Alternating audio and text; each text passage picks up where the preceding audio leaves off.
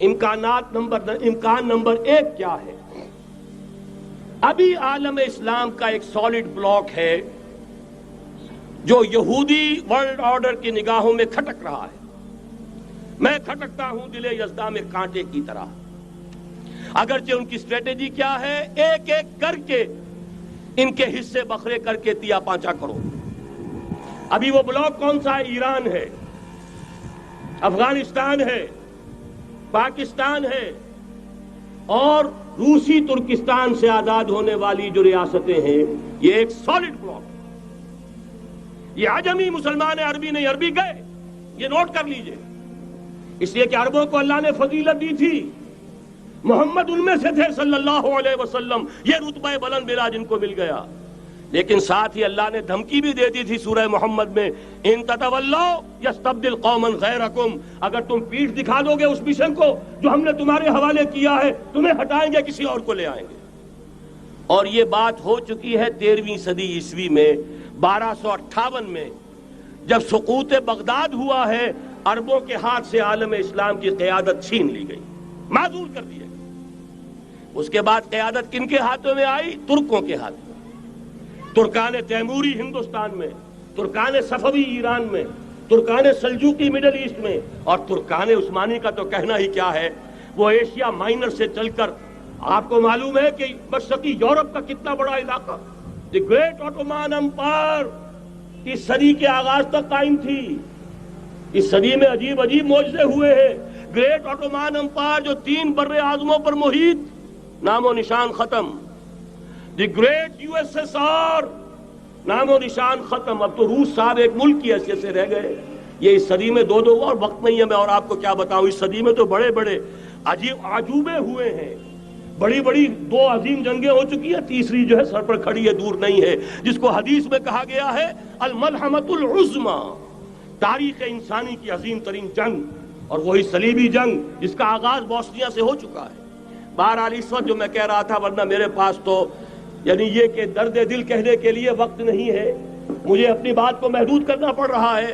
لیکن میں اب آ رہا ہوں اصل موضوع کی طرف کہ ایک امکان تو یہ ہے کہ اس بلاک میں اسلام کا احیاء ہو، اور اس کے لیے کچھ نویدیں بھی موجود ہیں احادیث نبویہ میں. وہ تو آپ نے سنا ہوگا اقبال کا شعر، میرے عرب کو آئی ٹھنڈی ہوا جہاں سے، میرا وطن وہی ہے، میرا وطن وہی ہے. حدیث میں آتا ہے یخرج ناس من المشرق یودعون للمہدی یعنی سلطان ہی، مشرق سے فوجیں نکلیں گی کہ جو کہ مہدی کی حکومت قائم کریں گی. یہ مہدی اہل تشیع کے مہدی اور ہیں، ہمارے مہدی اور ہیں. اہل تشیع کے عقیدے کے مطابق ان کے بعد میں امام جو روپوش ہو گئے تھے وہ امام مہدی ہیں، وہ ظاہر ہو جائیں گے. ابھی امام غائب ہیں، پھر وہ ظاہر ہو جائیں گے. ہمارے نزدیک یہ مہدی پیدا ہوں گے یا ہو چکے ہوں، اور یہ ہوں گے حضرت فاطمہ کی نسل ہی سے رضی اللہ تعالی عنہا. لیکن عالم عرب کے اندر پھر ایک طاقت بن کر ابھریں گے، باطل کی قوتوں کے خلاف جہاد کریں گے. لیکن ان کو مدد آئے گی 2 طرف سے. ایک زمینی مدد آئے گی مشرق سے، ایک آسمانی مدد آئے گی. عیسیٰ ابن مریم کا نزول، حضرت مسیح علیہ الصلوۃ والسلام جو زندہ آسمان پر اٹھائے گئے تھے نازل ہوں گے. اور در حقیقت ان 2 مددوں کے نتیجے میں پھر یہود کا قلعہ قمع ہوگا، اور یہی گریٹر اسرائیل ان کا گریٹر گریو یارڈ بن کر رہے گا، عظیم تر قبرستان بن کر رہے گا. اس کی بڑی واضح حدیثیں موجود ہیں، اس کی بڑی تفصیلی خبریں موجود ہیں. یہ احادیث کی کتب کے اندر بدقسمتی سے ہماری اس کی طرف توجہ نہیں. ایک تو یہ ہو سکتا ہے. اسی طریقے سے ایک اور حدیث ہے، یخرج من خراسان رایات سود، اور یہ مسلم شریف کی روایت ہے، نوٹ کیجئے گا، نہیں ترمذی شریف کی روایت ہے. یخرج من خراسان رایات سود لا يردها شيء حتى تنصب بإيلیا. اور خراسان حضور کے زمانے میں آج کے افغانستان کا نام تھا. یہ افغانستان میں جو جہاد ہوا ہے، غلطیاں ہوئی ہیں اور غلطیوں کا خمیازہ بھگت رہے ہیں. یہ تو اللہ تعالیٰ کی سنت ہے جس میں اللہ نے صحابہ کو بھی ایگزمپٹ نہیں کیا، غلطی کی سزا دی ہے. 35 صحابہ کی غلطی غزوہ احد میں ہوئی، جہاں سے حکم تھا کہ مت ہٹنا، 50 میں سے 35 ہٹ گئے، نتیجہ کیا نکلا؟ فتح شکست میں بدل گئی، 70 صحابہ شہید ہو گئے۔ اللہ تعالیٰ نے فرمایا وَلَقَدْ صَدَقَكُمُ اللَّهُ وَعْدَهُ إِذْ تَحُسُّونَهُم بِإِذْنِهِ حَتَّىٰ إِذَا فَشِلْتُمْ وَتَنَازَعْتُمْ فِي الْأَمْرِ وَعَصَيْتُم مِّن بَعْدِ مَا أَرَاكُم مَّا تُحِبُّونَ۔ مسلمانوں، ہم سے گلہ نہیں کر سکتے، ہم نے اپنا وعدہ سچا کر دکھا دیا تھا جبکہ تم انہیں گاجر مولی کی طرح کاٹ رہے تھے، لیکن جب تم ڈھیلے پڑ گئے، تم نے ڈسپلن کو توڑا، تم نے اختلاف کیا تو سزا دیا۔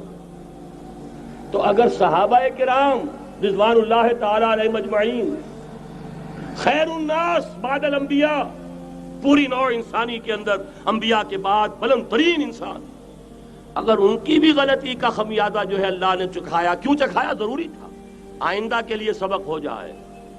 یہ وَلِيُمَحِّصَ مَا فِي قُلُوبِكُمْ، تاکہ تمہارے دلوں کے اندر اگر کہیں کوئی کھوٹ ہے اور پاک کر دیں ہم۔ اس لیے بہرحال غلطیاں ہوئی ہیں افغانستان میں، ایک امام کے ساتھ بیعت نہیں تھی، بلکہ بدقسمتی اور بڑھ کر یہ ہے بیعت کر کے توڑ دی۔ عبد الرسول سیاف صاحب کے ہاتھ پر ہمارے پاکستان کے 7 گروپ جو تھے، انہوں نے عین حرم میں بیٹھ کر بیعت کی اور پاکستان آ کر بیعت توڑ دی۔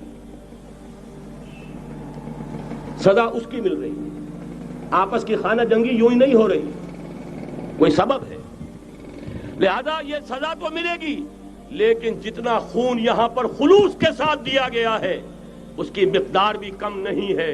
یہاں سے خیر برآمد ہوگا۔ اور دوسری بات اپنے بارے میں نوٹ کر لیجئے، یہ پاکستان، بچا کھچا Pakistan, what remains of Pakistan, یہ اصل میں ہے کیا؟ مولانا بہت خوبصورت انداز میں فرما رہے تھے، یہ 313 نہیں تھے، اسلام تھا۔ اسی طرح نوٹ کیجئے، پاکستان نہیں ہے، 4 صدیوں کی تجدیدی مساعی کا حاصل ہے۔ آپ نے کبھی نوٹ کیا ختم نبوت کے بعد اب سب سے اونچا منصب کس کا ہے؟ مجددین۔ سنن ابی داؤد کی روایت، ان اللہ یبعث فی هذه الامہ علی راس کل 100 عام من یجدد لها دینها۔ اور نوٹ کیجئے، کوئی بات ہے 1000 برس تک سارے مجدد عالم عرب میں پیدا ہوئے، جیسے ہی دوسرا 1000 سال شروع ہوا، الف ثانی کا مجدد اعظم شیخ احمد سرہندی کہاں تھا؟ صنم خانہ ہند میں حاضر ہوا۔ میں شیخ مجدد کی لحد پر، وہ خاک کے ہے زیر فلک مطلع انوار، گردن نہ جھکی جس کی جہانگیر کے آگے، جس کے نفس گرم سے ہے گرمی آرار وہ۔ پھر 12ویں صدی کا مجدد اعظم امام الہند شاہ ولی اللہ دہلوی، 13ویں صدی کا مجدد اعظم سید احمد بریلوی، اس کے خون کا امین اور اس کے ساتھ کے شہداء کے خون کا امین، ان کے جسموں کا امین آپ کا خطہ ہزارہ، آپ کا خطہ سوات، اس میں ان کی جانیں ہیں جو دی گئی ہیں۔ اور وہ نہایت میں آپ سے عرض کر دوں، دور صحابہ کے بعد اتنا خالص اسلامی جہاد پوری مسلمان تاریخ میں نہیں ملے گا جتنا وہ تحریک شہیدین کا تھا۔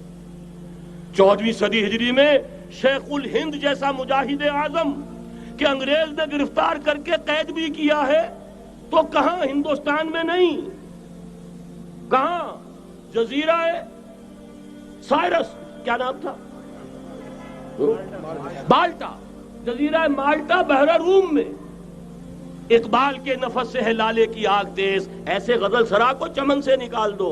کہیں ہندوستان کی کسی جیل میں ہوا تو شاید اس کے نفس کی گرمی ہی سے کوئی حرارت پیدا ہو جائے۔ اور اسی صدی میں 14ویں صدی ہجری میں اقبال جیسا مفکر، اسی 14ویں صدی ہجری میں مودودی جیسا مصنف، اسی 14ویں صدی ہجری میں مولانا الیاس جیسا مبلغ رحمہم اللہ، عظیم شخصیتیں آج پورے عالم اسلام میں آپ کو تبلیغی دوست ملیں گے۔ یہ کہاں سے شروع ہوئی تحریک؟ دہلی کی ایک چھوٹی سی مسجد سے، وہ مسجد بنگلے والی اب تو بڑی عالیشان ہو گئی ہے، جب وہاں شروع ہوا تھا کام بڑی چھوٹی سی مسجد۔ یہ سارے کام یہاں کیوں ہوئے؟ پورا عالم اسلام آزاد ہوا، کہیں نعرہ اسلام کا نہیں لگا، کہیں عرب قومیت پر، کہیں کسی اور عصبیت پر تحریکیں چلی ہیں، صرف تحریک پاکستان تھی کہ پاکستان کا مطلب کیا؟ لا الہ الا اللہ۔